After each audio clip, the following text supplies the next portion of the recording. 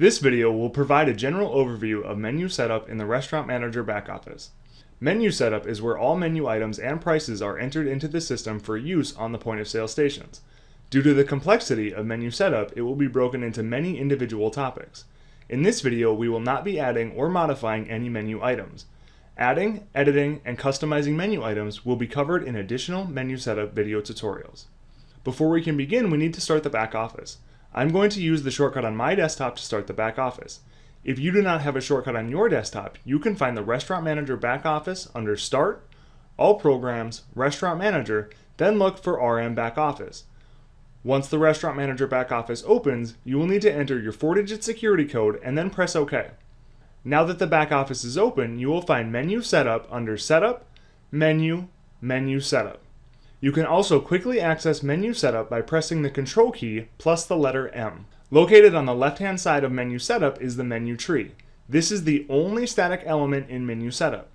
The rest of the Menu Setup window will vary based on your selection in the menu tree. By default, the menu tree contains 4 menu item categories and 4 modifier categories. Menu items are the base items on your menu, and modifiers are choices that are available on those menu items. For example, a cheeseburger is generally considered a menu item, and the choice of side or option to add bacon would be a modifier. The remainder of the modifier setup window to the right of the menu tree will vary based on what is selected in the menu tree. When menu setup is opened, it automatically displays the first menu item category, in this case the food menu. There are only a few options when one of the main menu categories is selected. The menu name can be modified by clicking in the menu name field and editing the text. The inactive menu checkbox will make everything in this menu category be unavailable on the point of sale stations. There is also a delete menu button, which will remove all of the menu groups and items included in this menu category. Deleting menu categories, menu groups, or menu items is not recommended, as this will cause reporting issues. It is always better to use the active/inactive option if menu items are no longer being used. A bitmap is a specific type of image that can be used by the point of sale system. A bitmap image can be selected for display on the point of sale stations for menu categories, menu groups, and individual menu items. Pressing the ellipse button will open a window where the bitmap image file can be chosen. This will be covered in greater detail in the general menu setup video tutorial. Each primary menu category contains 30 menu groups, each with 30 menu items. The blue buttons shown here are the 30 menu groups that can be created in the food menu category. I have already created the menu groups appetizers, burgers, sides, and salads for this example. By default, everything in menu setup is sorted by menu item number. There is, however, an option to sort by menu item name.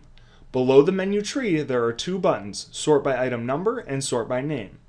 If I press Sort by Name, you will see that the sides and salads menu groups will switch places, making them alphabetical. Pressing Sort by Item Number will return this to the default configuration. If I select the bar menu category, you will see that the 30 menu groups will change. Instead of displaying the food menu groups, the bar menu groups are displayed. Navigating menu setup is accomplished by using the plus and minus signs in the menu tree. Pressing the plus sign will expand the food menu category, displaying the food menu groups. Clicking on appetizers will display the menu group options. The first available field is the group name. I have already named the first menu group appetizers. All of the not defined menu groups that you see below salads are menu groups that have not yet been named, generally indicating that they have not yet been used. Below the menu name is the type field. This is where the menu group type is configured, and this is a very important setting. The menu group type controls the tax rates charged and also acts as a filter for sales reports. Clicking the drop-down arrow will display a list of the available menu groups that were created in group type setup. Since the first group type that I created was food, that will be the default setting for all menu groups. It is, however, still very important to check this setting to ensure that the proper group type is selected. The ellipse button next to the group type is a shortcut to the group type settings. Next, we have the OOalias field, which stands for Online Ordering Alias. If you are using Restaurant Manager's integrated online ordering, this can be used to change how the group name appears for customers ordering online. The group web description hyperlink just below the Online Ordering Alias field is a description for the menu group that is also used with the integrated online ordering. Just to the right of the description settings are the button, bitmap, color, and size settings. The button, bitmap image, and color will be looked at further in the menu setup video, but these can be set to your preferences. The final option here is the group button sizes. This by default is set to use the global system configuration settings. Pressing the drop-down arrow will display two additional options, normal and half height. Normal, the default setting, displays 30 items per menu group on the point of sale stations. Switching this to half height will cause the point of sale system to display 60 items per menu group on the point of sale stations. It does this by combining the menu items in two consecutive menu groups. If I were to enable half height in this example, the appetizer menu group would be combined with the burgers menu group on the point of sale stations. For existing menus, I would leave this setting unmodified. In the group settings area, the first option is promo items group. If this box is checked, the sales figures for items in this menu group will be included on a specific promo item sales report. The Edit Free Modifiers button will allow you to add free modifiers at the group level for online ordering. There will be a specific menu setup video related to online ordering, and these settings will be explained in greater detail there. Schedule type is a really neat feature that can be used to control when menu groups are available on the point of sale stations. Custom schedules can be created for menu groups and menu items. Clicking the drop-down arrow will display the currently configured schedule types.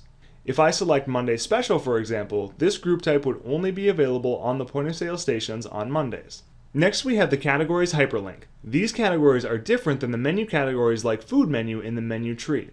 Specific categories can be created and assigned to groups of items or individual items for reporting purposes. A category could be created called New Trial Items. This category could then be assigned to various new menu groups and items. These sales can then be specifically viewed on the Sales by Category report. Categories are a very easy way to separate sales for reporting purposes. The Inactive checkbox again will disable this entire menu group so it cannot be accessed on the point of sale stations. Using this is always preferred over deleting any information from menu setup. In Seat Prompt, we have three options: Use Default, Enabled, or Disabled. Changing this to either enabled or disabled will override the default settings. If you utilize seat numbers during your order taking process, this can help automate the process. Enabling this option will cause a prompt for the seat assignment each time an item from this menu group is ordered. This may increase your order entry speed but may also hinder it. You can modify this setting and see which option works best in your establishment. Pressing Modify Items belonging to this group is only for the confident and the brave. This will allow you to modify the settings for all menu items contained in this menu group.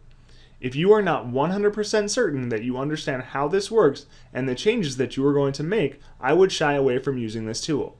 Although it is very easy to use and follows menu item setup perfectly, it would be possible to make a mistake that would affect all of the menu items in the group, which could interrupt business. Pressing on the plus sign next to a menu group, for this example appetizers, will expand to display the 30 menu items available in the selected group.